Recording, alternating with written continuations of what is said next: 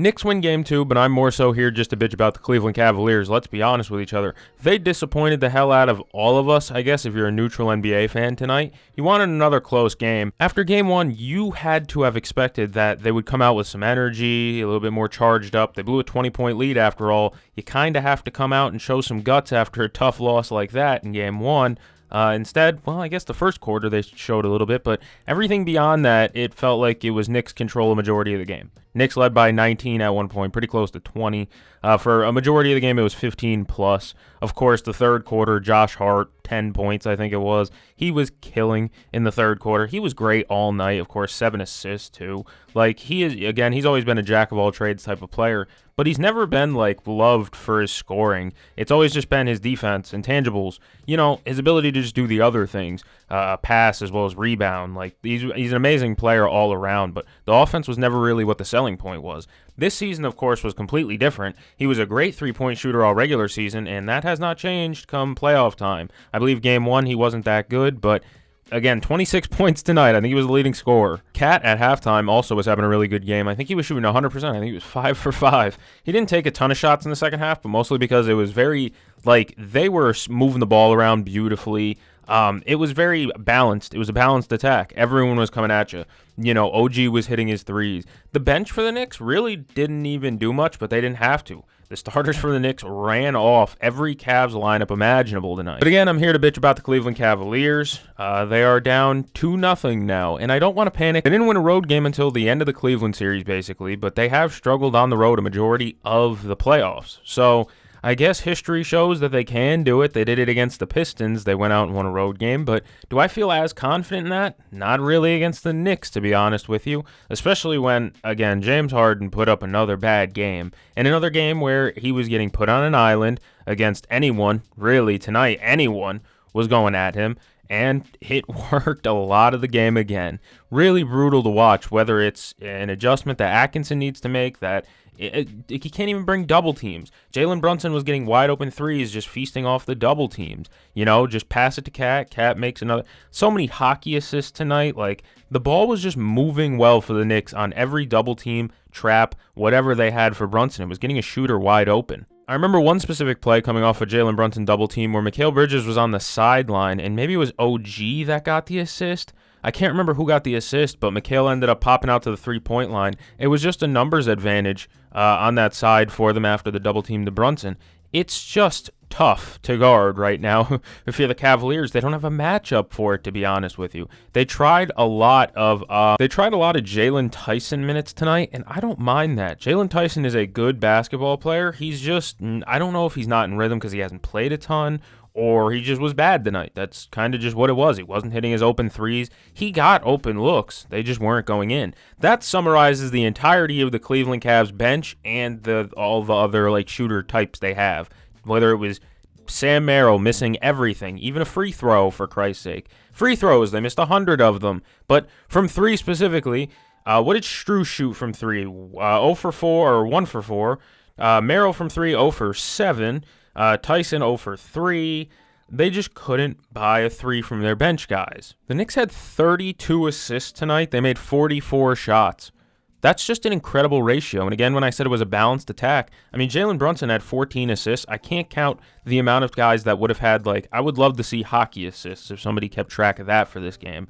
The ball was just moving a ton. And again, they were feasting off of every time they had to send 2 at Jalen Brunson because they kept getting Harden on the fucking ISO again and again and again and again and again and again. It was just a repeat of the end of game 1, just for 3 quarters instead of 1. At one point, it looked like the Cavs were making a run. I mean, they cut the double-digit lead. I think it was at 16. They cut it to 8 at one point, and you felt like, okay, there we go.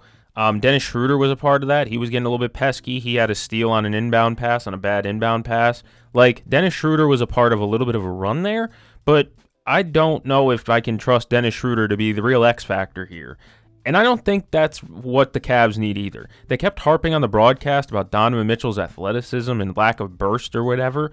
I think a big part of that also is the Knicks defenders not giving him free lanes very often. There's a guy on his hip no matter where he goes, it's kind of hard for him to get anything going downhill. When he does, good things have happened. Credit to him. But in all fairness, too, he's not passing the ball really either. I think he had more turnovers than assists tonight. I can check that. Oh, my bad, dog. He had 1 turnover, 1 assist.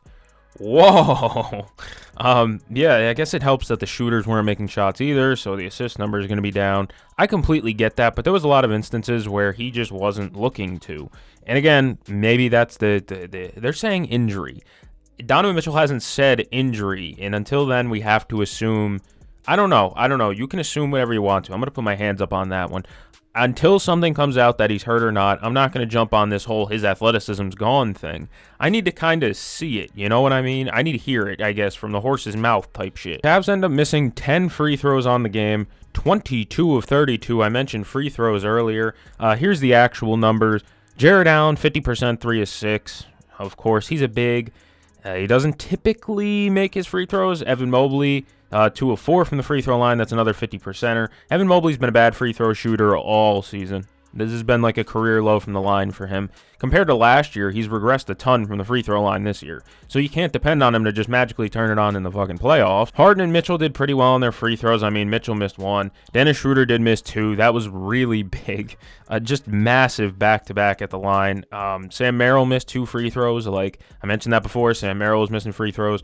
Their shooters couldn't buy anything. Their bench couldn't buy anything. And they missed 10 free throws. They lose by 16 points. They missed 10 free throws. At one point, they had missed 8 free throws, and they were down, I believe, like 9. It's just tough. And just any time the Cavs loaded up on Brunson on the defensive end, it just led to an assist.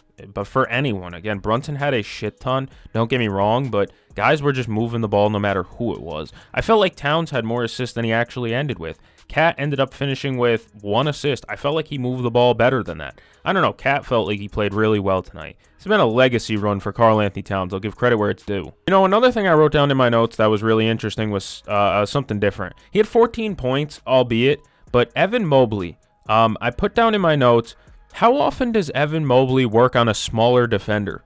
A lot of his buckets are on wings and bigs. He doesn't ever really get guards on him. If you notice, a lot of like the big guys, like the 7-foot power forward types, Porzingis, stuff like that, they like to get mismatches on smaller guys. I never really noticed that. The one that I did notice in the second half was Evan Mobley did get 1 post-up opportunity against Brunson, and I think it was Sam Merrill couldn't find a passing lane to him, and then Donovan Mitchell ended up forcing a contested 3 later in the shot clock. They didn't find him on the 1 mismatch he had. Evan Mobley doesn't get mismatches that often, it feels like. Maybe I'm going crazy here, but the guy just doesn't get mismatch opportunities. I don't know. A lot of his buckets are on, like, McHale. And it's like, yeah, he's bigger, he's taller, but that's not a mismatch, I wouldn't say. Not when in comparison, they're running like Deuce McBride out there, Jalen Brunson out there, Landry Shamet out there, and he's not getting the ball in the opportunities where he does have a smaller guy on him, and he just doesn't get them that often.